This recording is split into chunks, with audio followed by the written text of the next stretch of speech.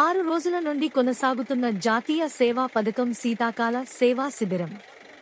ప్రభుత్వ జూనియర్ కళాశాల ఎన్ఎస్ఎస్ వాలంటీర్లు ఈరోజు సేకు గూడ గ్రామంలో మట్టి రోడ్డు వేయడానికి మొరం మట్టి తవ్వి ట్రాక్టర్ నింపుకుని తీసుకుని వెళ్లి మట్టి రోడ్డు వేశారు వాలంటీర్లు వెంట ఎన్ఎస్ఎస్ ప్రోగ్రాం అధికారి బాలాజీ కాంబ్లే, అధ్యాపకులు కె వెంకటరమణ, ఈ ఉదయ కుమారులు ఉన్నారు.